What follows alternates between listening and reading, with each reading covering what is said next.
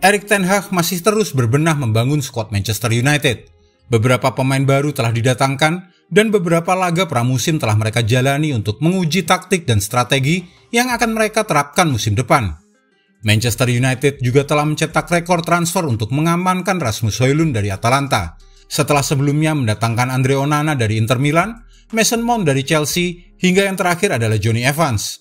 Lalu apakah bisnis transfer MU telah tuntas? Dan formasi apa yang akan digunakan oleh Erik ten Hag musim depan dengan tambahan pemain-pemain barunya?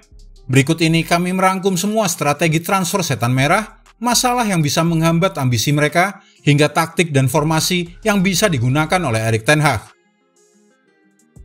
Alasan datangkan Rasmus Højlund. Rasmus Højlund sudah merampungkan tes medis untuk menjadi pemain baru Manchester United pada hari Selasa 1 Agustus 2023. Pemain asal Denmark itu menaikkan kontrak berdurasi 5 tahun dengan opsi perpanjangan selama 12 bulan. Rasmus Højlund akan menjadi perjudian besar bagi Manchester United sebab dia datang pada usia yang sangat muda, yaitu 20 tahun. Højlund sekaligus akan mendobrak tradisi transfer United yang gemar membeli penyerang tua. Rasmus Højlund hanya semusim membela Atalanta.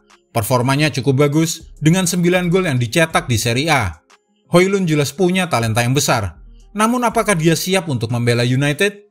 Musim lalu, Højlund menghasilkan rata-rata expected goals atau XG sebesar 0,47 per 90 menit. Ia juga rata-rata menghasilkan 2,65 tembakan per 90 menit. Dia menghasilkan 2,75 aksi penciptaan tembakan per 90 menit dan menerima 11 operan progresif per 90 menit. Itu menunjukkan kemampuannya untuk mendapatkan ruang yang tepat untuk tembakan ke gawang. Pengambilan keputusannya terkadang masih mengecewakan dan dia juga sering tidak konsisten. Tetapi ini adalah hal-hal yang kemungkinan besar akan dia tingkatkan di tahun-tahun mendatang karena sudah memiliki pondasi yang kuat. Højlund memiliki fisik yang tepat untuk mengesankan di Liga Inggris dan kemampuannya bermain tenang di area pertahanan lawan dibantu oleh kemampuan teknis dan fisiknya yang mengesankan akan menambah lapisan baru dalam serangan Manchester United. Rasmus Højlund rata-rata melakukan 6,52 sentuhan di area penalti lawan per 90 menit musim lalu. Mampu menerima bola di ruang sempit dan mendorong melalui sepertiga akhir lapangan. Højlund mungkin tidak langsung bersinar di Manchester United. Ia hanya mencetak 1 gol dalam 13 pertandingan pertamanya di Atalanta. Tetapi tidak ada keraguan bahwa dia akan mulai bersinar begitu kepercayaan dirinya tumbuh dan dia mulai mengembangkan pemahaman dengan rekan setimnya seperti Bruno Fernandes. Skuad Manchester United untuk musim 2023-2024. Dalam beberapa tahun terakhir, Ederson dan Alisson memiliki peran penting dalam ambisi Manchester City dan Liverpool dalam merebut gelar Liga Premier dan Liga Champions.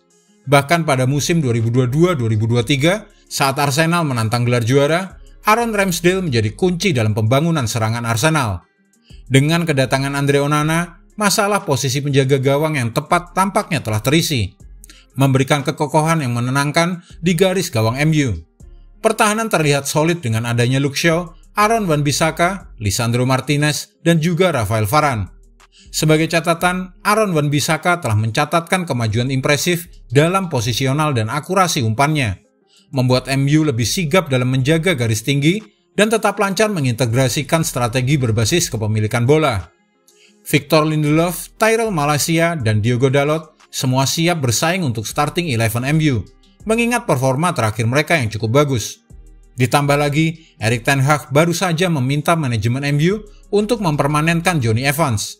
Evans yang merupakan mantan pemain MU kembali ke Old Trafford di musim panas ini. Ia awalnya numpang latihan di markas MU karena kontraknya tidak diperpanjang lagi oleh Leicester City. Sang manajer secara keseluruhan puas dengan performa Jonny Evans. Ia memiliki jiwa kepemimpinan yang bagus dan ia juga mampu mengalirkan bola ke depan. Erik ten Hag menilai Evans bisa jadi pelapis yang bagus untuk setan merah. Kedatangan Casemiro pada musim lalu juga memperkuat lini tengah bersama Eriksen dan Bruno Fernandes. Namun Eriksen yang mulai kelelahan akhirnya membuat Manchester United mendatangkan Mason Mount. Dengan penambahan Mason Mount, formasi MU bisa berpotensi beralih ke formasi 4-3-3 atau Bruno Fernandes turun menjadi nomor 8, memungkinkan Mason Mount beroperasi sebagai pemain nomor 10. Susunan lini tengah yang serba bisa ini menjanjikan retensi bola yang baik dan kemampuan untuk membuka pertahanan lawan. Tidak ada keraguan tentang kecepatan serangan mengejutkan dari Manchester United. Marcus Rashford, Alejandro Garnacho, dan Jadon Sancho akan siap di sisi kiri lapangan. Di sayap kanan Manchester United tak kalah bagusnya. Ada Anthony, Amad Diallo, Facundo Pellistri, dan juga Mason Greenwood. Tapi nama terakhir ini masih akan ditentukan nasibnya sebelum liga bergulir. Sementara Anthony Martial jika tetap bertahan di MU akan tetap menjadi andalan di tengah. Sedangkan kedatangan Rasmus Højlund akan melengkapi gelandang kreatif bagi Manchester United. Masalah yang bisa menghalangi ambisi juara Manchester United. Lini tengah merupakan titik perhatian kritis Erik ten Hag. Penambahan gelandang bertahan masih sangat penting. Meskipun Scott McTominay diharapkan tetap tinggal, kepergian Fred mengancam lini tengah mereka. Namun jika tidak ada transfer keluar senilai 35 juta euro yang terwujud, MU juga berisiko menghadapi implikasi FFP selain berpotensi gagal mendatangkan Sofyan Amrabat dari Fiorentina. Jadi, MU tetap perlu menjual setidaknya 2 pemain lagi untuk bisa mendatangkan Sofyan Amrabat. Namun itu butuh waktu. Belum lagi masalah rumor hengkangnya Harry Maguire, Eric Bailly, Dean Henderson, dan Anthony Martial. Para pemain ini telah memberikan perlindungan vital bagi Manchester United dan merupakan opsi berharga bagi ten Hag selama masa-masa sulit mereka. Dengan ketiadaan para pemain tersebut, selain Maguire tentunya, berpotensi membahayakan rencana taktis Erik ten Hag. Ketidakpastian masa depan bakat-bakat menjanjikan seperti Amad Diallo dan Facundo Pellistri juga membuat masalah tersendiri bagi ten Hag. Para pemain muda ini telah memamerkan kepiawaian mereka selama musim sebelumnya dan di laga-laga pramusim. Belum lagi Amad Diallo kini cedera parah di lutut. Mungkin belum akan bisa dimainkan ten Hag di awal musim. Formasi yang bisa digunakan oleh Erik ten Hag. Dengan kedatangan beberapa pemain baru, Erik ten Hag kini dapat membuat beberapa variasi formasi permainan menggunakan para pemain tersebut. Variasi taktik seperti apakah yang bisa digunakan Manchester United musim depan? Kita mulai dari yang pertama. Formasi 4-2-3-1 adalah formasi yang paling sering digunakan Manchester United musim lalu di bawah Erik ten Hag. Formasi ini menggunakan 4 pemain belakang, 2 gelandang double pivot, 2 pemain sayap, 1 gelandang serang, dan 1 penyerang tengah. 4 pemain belakang kemungkinan akan ditempati oleh Luke Shaw, Lisandro Martinez, Rafael Varane, dan Diogo Dalot. Gelandang double pivot musim lalu ditempati oleh Casemiro berduet dengan Christian Eriksen. Dengan datangnya Mason Mount, Erik ten Hag bisa menempatkan Mason Mount berduet dengan Casemiro, mengingat Mason Mount bisa bermain sebagai gelandang tengah. Sedangkan posisi gelandang serang akan diberikan pada Bruno Fernandes. Sementara 2 pemain sayap ditempati Marcus Rashford dan Anthony. Untuk penyerang utama, kemungkinan akan diberikan pada Rasmus Højlund.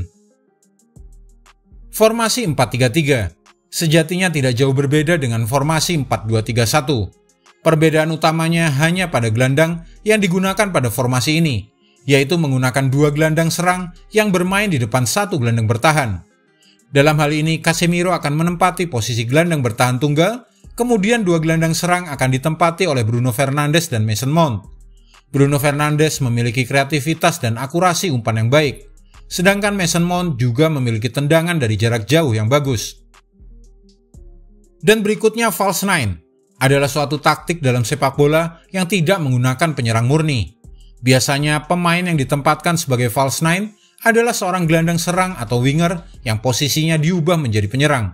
False nine sangat populer ketika Spanyol juara Euro di tahun 2012 dan juga sering digunakan oleh Pep Guardiola. Untuk Manchester United sendiri, selama pramusim Erik ten Hag beberapa kali menempatkan Jadon Sancho sebagai false nine. Jika strategi ini berjalan baik, besar kemungkinan Erik ten Hag akan menjadikannya sebagai variasi taktik yang dapat digunakan apabila kondisi tertentu atau tergantung lawan yang dihadapinya. Mengingat Manchester United akan bermain di 4 kompetisi musim depan, menarik untuk dinantikan formasi dan variasi taktik apakah yang akan digunakan oleh Manchester United musim depan.